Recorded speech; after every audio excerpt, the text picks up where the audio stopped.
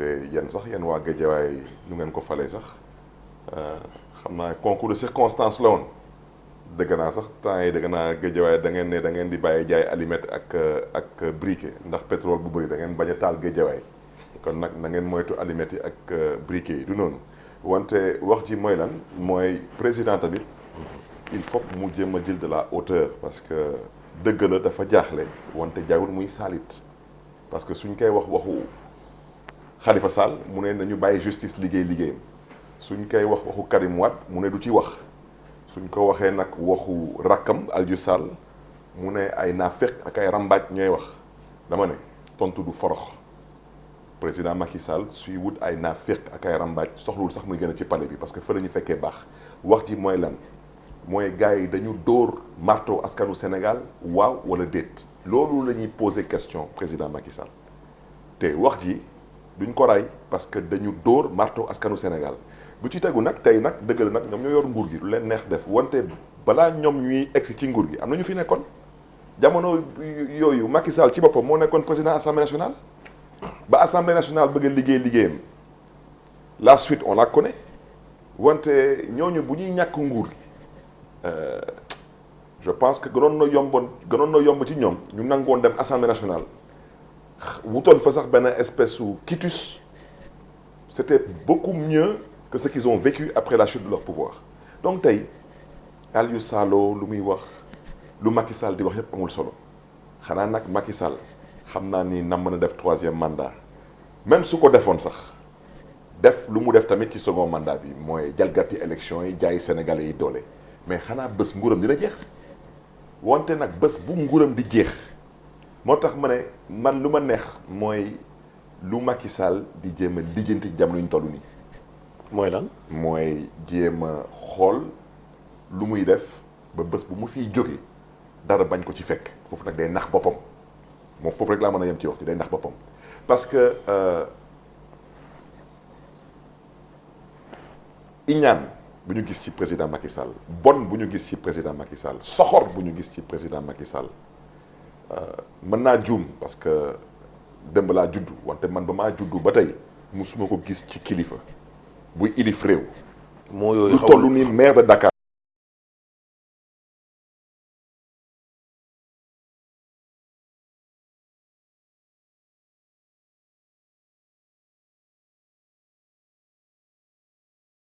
wut naa fekk ak rambaaj suñuy yeew rek nañu xool seen bopp ci miroir suñu xoolee seen bopp ci miroir rek dinañ xool naa fekk nu muy ñuroo ak rambaaj tamit nu muy taxawee wante lu am ba am. nga ne li nga mu gis si Khalifa Sall. mooy lu am ba am mooy Ahmed 10 milliards de dollars du 10 millions de dollars kooku sénégalais yu bëri tey ñu ngi dégg waxu Petro-Tim waxu gaz waxu pétrole wante am na ay sénégalais yu bëri ba tey mënuñu xayma lu mu tollu ci xaalis te loolu mooy dëgg te loolu soo gisee mu am ñu jóg ne dañuy dem Angleterre ak dem États-Unis pour jéem a xool nu ñu fa mën a boole yenn sociétés yi parce que sociétés yooyu dañ leen coté en bourse ça veut dire tey BP lii ñun suñu mënee prouver que BP dugal na loxoom ci dossier bu nga xam ne amoon na ci corruption te moom xamoon na que amoon na ci corruption BP dina am problème ci dëkkam parce que dëkk yooyu dafa am justice man balaa may dee ñu ne ma Barthélemy bàyyil magistrat yu ngay tudd du ma leen bàyyi parce que moomuñu Sénégal dañ leen di fay weer bu nekk suma xaalis ci la bokk lenn rek la ñuy sàkku ci ñoom àtte leen te yàlla tax àtte leen noo foog ne ni dëkk bu mel ni Sénégal ñu taxaw ñu ne amul justice mu am ay magistrats yuy mer damay interpeller Souleymane Teliko directement comme moom mooy le président de l'Union des magistrats du Sénégal moom lan da ciy wax ci lii nag lu tax procureur de la République du autosaisiru à quoi sert la justice sénégalaise à quoi est-ce qu'elle sert à part à casser de l'opposant à quoi ça sert saa bu ñuy dégg bureau Union des magistrats du Sénégal di wax ñu ngi wax ci waxu bu leen ñu saaga bu leen ñu xas lu tax duñ leen xas te yéen pouvoir public ngeen lu tax kenn du wax ci yéen lu tax fan ngeen ko teg vous êtes qui vous le président de la République du Sénégal institution la ni yéen te président de la République du Sénégal chaque jour ñu xas ko Assemblée nationale chaque jour ñu xas leen parce que tàccu lañ fa nekk ak nelaw justice nag taxaw fii nag ne non ñun kenn nawul wax ci ñun fan ngeen ko teg su ngeen di liggéey seen liggéey kenn di wax ci yéen te ngeen teg ko ci yoon jël leen dossier Khalifa Sall tey sénégalais boo gis ci mbedd bi nga laaj ko est-ce que Khalifa Sall dañ ko condamné définitivement waaw wala déet lu mu lay wax mooy Khalifa Sall dañ ko condamné définitivement procédure bi jeex na parce que moom la ñu waxoon sénégalais pour mën a disqualifier Khalifa Sall bu bañ a bokk ci élection présidentielle Macky Sall woote ay caaxaanam pale ñu ne dañuy woote waxtaan dialogue waaw caaxaan yu mel ni dialogue bu ñu woote Macky Sall taxaw jigéen bu sell bu mel ni Soham El Wardini wax ko lu nekk ci xolam ak lu nekk ci xolu Dakar waaye ak lu nekk ci xolu sénégalais président Macky Sall di ko kokkali ne ko su justice bi pare liggéeyam ak kon justice bi pare wuloon liggéeyam lan la ci bureau union des magistrats du Sénégal wax lan lañ ci wax balaa may dee nag te ñu ngi jaajëfee bu baax a baax le bâtonnier de l'ordre des avocats maître Mbaye Guèye génn wax bu am fulla wax bu am fayda wax bu am solo ñu koy tontu ay tontu yu nga xam ne amul bopp amul génn fii Sénégal ñu fii yeewu yàlla mel na leen xel ñun tant que yaa ngi ci yoon di dox ngir ëllëgu Sénégal dinañ la jàppale wante du ñu ànd fii ak kenn ku nga xam ne ni su gisee intérêt am noppi su gisulee intérêt am wax je m'adresse au bureau de l'union des magistrats du Sénégal lan mooy seen taxawaay ci doxalinu procureur de la République procureur de la République nee na moom du ci wax procureur de la République dañu ne dafa am ay sàcc ak ay rambaaj ak ay saay-saay yu dëpp 10 milliards de dollars yu nga xam ne dañ ko sàcc au peuple sénégalais yow lan nga ci wax. budget Sénégal ñaari yoon. waaw lan nga ci wax maintenant nag ngeen bëgg ñu tànqal fii ak ay wax bi dul jeex ndax benn caisse d'avance de 1 milliard 800 millions bu ngeen xam ne ni kooku Khalifa Sall créé wu ko ku Khalifa Sall remplacé tamit créé wu ko te ku nga xam ne ni moom moo ko créé woon dem si yàlla monsieur le député maire Mamadou Diop ñëw na ba témoigner à la barre wax ne ni que loolu il a créé dans telle et telle et telle condition caisse d'avance bu nga xam ne ni tous les Sénégalais connaissaient la caisse d'avance tous les Sénégalais connaissaient la caisse d'avance 1 milliard 800 ñu jàpp ci le maire de Dakar tëj ko ci kaso depuis presque ñetti at dama ne saay-saay rambaaj yi ak naaféq yi xam nañ seen bopp. mais reportage BBC bi nag ñoom li ñu gën a naqarlu mooy ay opposants rek lañ ci jël surtout opposants yi nga xam ne nag dialogue bi sax demuñu fa ay Abdoul Mbaye ay Mamadou Lamine Diallo bu tekki et cetera ñoom kenn jëlu leen maanaam daal defuñ fa journalisme te dee ñaaxaanaay amu fa. mais parce que BBC du RTS BBC du RTS su ñu jëloon micro bi damay joxe exemple Aliou Sall dañ koy laaj moom Aliou Sall dañ koy laaj moom waxoon na fi Aliou Sall waxoon na que amoon na benn décret nga xam ne ni nee na décret bi ñu ngi koy signé le 17 janvier 2012 portant approbation du contrat de recherche et de partage de production d'hydrocarbures bu nga xam ne ni état moo ko signé ak Petrosen ak benn compagnie pétrolière mais ba tey Aliou Sall mënul génne décret boobu loolu moo am tey Aliou Sall xam na ne que décret boobu existé wul balaa may dee ñu bëgg a jël wax ji bëgg ci dugal Ablaye Wade ak Karim Wade wante Macky Sall bu muy ñëw 2012 la wala 2012. 2012 waaw Macky Sall du lancé na inspection générale d'État ci loolu lan la conclusion inspection générale d'État wax bu nga xam ne ni ñu ngi en termes de proposition au numéro 4.2 nee na annulé daanaka nañu annulé permis bu nga xam ne dañ ko jox Petrotim en raison des irrégularités qui entachent la validité des conventions signées avec Petrotim loolu leer na ci rapport inspection générale d'État sax dem na ba ne moom nee na président de la République IG nee na président de la République nee na dafa jaaxle car nee na enquête bu nga xam ne ni président moo ko ordonné ak ministre bu ko ordonné xaaruñu sax résultat yi génn gars yi daal di profito dem signé mais ñëpp xam nañu tax ñu signé ñëpp xam nañu tax ñu signé c'est de là mais loolu dañu signé pour des intérêts personnels te tout de même mais Aliou Sall su demee moom ba taxaw ne moom dafa créer Agritrans mais Aliou Sall moom mi ngi créé Agritrans ci këyit yu ma am nii moom mi ngi créé Agritrans nee na mu ngi koy créé le 10 avril 2011 mais xanaa Aliou Sall dafa fàtte que le 10 avril 2011 moom fonctionnaire état Sénégal la woon te lan la loi bi wax la loi numéro 61 33 du 15 juin 61 relative au statut général des fonctionnaires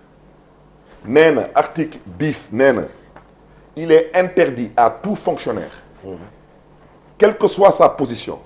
d'avoir soit par lui-même soit par personne interposée et sous quelque dénomination que ce soit dans une entreprise soumise au contrôle de son administration ou service ou en relation avec son administration ou service des intérêts de nature à compromettre son indépendance daanaka mënoo nekk fonctionnaire foog nga ni yaa moom sa bopp. di créer société di créer ay société di def la neex dem na sax ba article 10 nee na de même tere nañu bépp fonctionnaire muy solliciter wala muy nangu en échange de l'exécution du service soit directement soit indirectement soit par personne interposée des usagers du service public nee na des dons ou prêts en nature ou en espèces des services gratuits ou à tarif minoré ou quelque avantage que ce soit kooku xanaa Aliou Sall xam na ko waaw maintenant loolu yëpp suñ ko gisee waaw dama ne Karim Wade ñoom ñu ngi may seetaan bu muy dem CREI lan la ko waa CREI wax dañ ko ne Karim dañ lay condamné pour avoir créé des entreprises qu'il faisait gérer par des tiers et dont il était le bénéficiaire économique ce que son statut d'agent de l'État lui interdisait wax ji du Aliou Sall Petro-Tim kan ko moom Aliou Sall wala Macky Sall dañu gars yi tontu man nag bëggoon naa procureur de la République woo ma parce que nag temps yi dam leen xaw a namm parce que lii jar na ñu nammante société bi kan ko moom Macky Sall wala Aliou Sall parce que nag dama ne ñun ay responsable lañu te lépp lu nga xam ne ni mooy ëllëgu Sénégal daf ñu ñor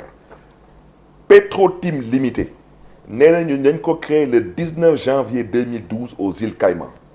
numéro société bi mooy 265 741 mooy numéro d'enregistrement am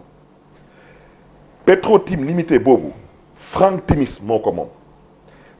Petro-Tim Limited boobu moom moo créé Petro-Tim Sénégal SAU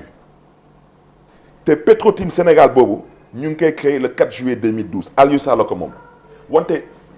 Petro-Tim Limited dafa am ku ko moom mooy ku ñuy woowee Petro Asia Limited waaye yow maintenant naka la ñuy créé Petro Asia Limited le 11 juillet 2012 te moom mooy maison mère 11 juillet 2012 mooy maison mère daanaka moom mooy yaayu Petro-Tim Limited bu nga xam ne ni moom ñu ngi koy créé le 19 janvier 2012 fan la ñu mës a gis doom bu mag yaayam fan la mës a am xam nga da ngay def ba nga xam ne ni yàlla moo lay weer maintenant nag société boobu Petro-Tim Sénégal boobu bu ñu ne Aliou Sall ko moom man damay laajte rek Aliou Sall ko moom wala Macky Sall ko moom. ah nee nañu Aliou Sall ko moom yow kay kon am nga tontu bi waaw maintenant su nekkee. pourquoi nga ci tudd Macky. waaw maintenant kooku su amee ba am. waaw dañu ne CREI nu mu condamné woon Karim Wade ne ko da ngaa créé ay entreprises qui faisaient gérer par des tiers nga ne société bi Aliou Sall ko moom ah nañ dem rek li ci kanam raw li bët nañuy dem di continuer di xóotal wax ci wante daal lu am ba am tey mooy décret bi Macky Sall moo ko signé loolu mooy dëgg Macky Sall moo signé le décret actuellement valable qui permet à Franck Timis d'avoir fait tout ce qu'il a fait c'est Macky Sall qui l'a signé. c'est Macky ou Wade. c'est Macky Sall parce que Abdoulaye Wade. ana décret yi ñuy wax ne Abdoulaye Wade ko signé woon. Abdoulaye Wade dañ koy tooñ rek ci wax ji. décret bi kañ lañ ko signé. xanaa am na numéro koy damay laajte dara. nga porte-parole gouvernement bi barki démb doon na wax moom ndaw si Tike Ndiaye ci décret yi. mais décret yi xanaa am na numéro. dama ne. ak date waaw Abdoulaye Wade 2012 Sénégalais yi dañ ko falaat wala dañ ko wàccee. dañ ko wàccee. waaw kon Abdoulaye Wade bu ñu koy wàccee Macky Sall bu muy ñëw lan la woote du bonne gouvernance jël IGE ne leen gestu leen ma lu Abdoulaye Wade signé wala lu Abdoulaye Wade doon waxaale IGE tontu ko IGE ne ko lii baaxul da nga koy annuler loolu IGE ma ko wax IGE nee na annuler le permis octroyé à Petro-Tim en raison des irrégularités entachant la validité des conventions signées avec Petro-Tim qui en sont le substrat loolu leer na yow naka nga mën a yónnee nit ne ko enquêtel ma kooku ne la lu ma fa gis da nga koy tas yow nag nga dem nag signer autoroute à péage yàgg nañ ko fi dénoncé Baratal waxoon na fi ñu waxoon fi ñu ne ñu ne autoroute à péage Eiffage lu ñu signé ak Eiffage mais teguñu ko ci yoon ba ñu ne bés bu nguur gi di wàcc dañuy signé waat beneen contrat président Macky Sall bu muy ñëwee lu mu def dafa continuer ak Eiffage la corruption est flagrante parce que les intérêts du Sénégal ne sont pas défendus mais loolu moo am défendre ñu intérêt sénégalais yi tey nag ñu taxaw fii su ñuy wax ak ñoom ñu ne dañuy mer comme nag Sénégal amul justice moo tax am na ñu nga xam ne ci heure yu ñuy waxtaan nii ñu ngi yëngatu fële ci Angleterre par rapport ak BP parce que nag BP une chose est claire. di yëngatu ci Angleterre c'est-à-dire. mais dinañ yëngatu Angleterre. société BP bi. parce que BP amul droit BP moom ci boppam su ñëwoon di signer moom nox na xam ne ni que dossier bi am na problème. mais parce que Frank Timis waaw du ñit bu ñu xam bu ñu ràññee ci mbiru pétrole ak gaz ci àdduna bi état du Sénégal bloc yu mu jaay ne code pétrolier nangu nañ ko code pétrolier am na ay avantages pour ñu nga xam ne ni ñu ngi def ay recherche ak yu mel noonu am na ay avantages yu leen code pétrolier may par rapport ak diisaay yu seen investissement am mën nañ ko comprendre wante tey munoo toog bëgg Sénégalais yi nangu que tey lu BP naroon fay état du Sénégal mooy 125 milliards yu Frank Timis encaissé teg ci nag tey doyul nga ne bon maintenant sur 30 ans ou 40 ans ci ay royalties rek dina am entre 8 milliards et 10 milliards de dollars nga foog ne ni wax ji day jeex du mënul jeex noonu kooku état du Sénégal moo ko naroon encaissé amul benn mindeef bu ko mën a encaisser au nom du peuple sénégalais mënul nekk te kooku bépp président bu nga xam ne da nga ko signé lu nga def ça s'appelle de la haute trahison te haute trahison nag dafa la neex dama def ay caaxaan woote ay waxtaan ngeen foog ni juboo ngeen def leen. mais est-ce que problème pétrole bi du yàq dialogue bi. dialogue parce que bokkoon na ci. dialogue du mas a am man wax naa ko ngeen may ma nag ma gërëm sant bu baax a baax Soham El Wardini suñu jigéen la lii di fidélité am ak loyauté am ci Khalifa Sall amuñu ci sikk sàkk Soham Wardini maire de Dakar la tey mairie de Dakar tur bi rek a fa des yàq nañ ko yàqet ndax lan xeex benn mbindeef bu tudd Khalifa Sall kon moom tey Soham El Wardini yoon la mu dem tey soli ay dàllam dem seeti Macky Sall ne ko su ma càmmiñ bi Khalifa Sall de yaa fi waxoon lii soo fi amee second mandat di nga ko bàyyi mu génn wante waxoo woon soo amee second mandat da ngay bàyyi justice bi pare liggéeyam ak yu mel noonu mooy benn bu ci tegu tamit Soham Wardini tamit wax na ko tamit ci mbiru ville de Dakar Soham Wardini tey moom xam na est-ce que caisse d'avance ville de Dakar am na solo am déet parce que fu mu nekk ni Soham Wardini moom ragal naa sax su ay mbokkam suñ jógulee ci moom léegi mu commencé taxawaalu yelwaan ci mbedd bi parce que lu mu am yëpp mu ngi koy maye te nee naa ko madame le maire poche ak budget ville mu bokkul caisse d'avance Dakar waaye ñoo ko soxla woon te tey am nañ au moins ñaar ba ñetti exemple ay nit yu doon faju ay Maroc ak yu mel noonu génn nañ àdduna parce que maire de Dakar amatul ay koppar pour mën leen dimbali kon nag ñooñu ngeen di jaajëfee wante dialogue bu ngay woote bu nga doon wax léegi nii mais du am Ahmed du am parce que Macky Sall lu mu soxla ak lu mu namm ak lu muy wut ci dialogue bi ak ñu nga xam ne ni ay sénégalais lañu ay sénégalaises lañu ñii nekk ay chefs de parti politique ñee nekk ay kilifa yu mag a mag ci société civile ñee nekk ay kilifa yu mag dans la société sénégalaise en général ñooñu lu ñu namm tamit ci dialogue bi ak lu Macky Sall namm bokkul ñooñu lu ñu namm mooy Sénégal doon benn ñu mën ko waxtaanee Macky Sall lu mu namm ci waxtaan bi mooy lan laay def ba wër leen domb nelawal leen balaa may dee mu taxaw du moo ko fi waxoon non non dialogue bii dañuy woote parti politique yi ñii dañ leen invité ñii dañu leen invité mais foofu ñaata ñi dafa nekk bokkuñu ci benn parti politique kan moo leen invité parce que lu dialogue caaxaan la. mais boo leen dialogué wul tamit ban sens la am. mais da ngay politique bi kay soit rapport de force la ngeen xeex wa ilaa nga dem dialogué ji comme ni ko maire waayu Khalifa Sall ji waxee Idrissa Diallo. non te li mu wax tam neexul dégg. dama ne neex na dégg de. Idrissa Diallo ak képp ku bokk njabootu Khalifa Sall bu dem palais man Barthélémy Dias ànd naa si parce que ñoom seen yaakaar mooy suñ fa demee am nañ yaakaar Khalifa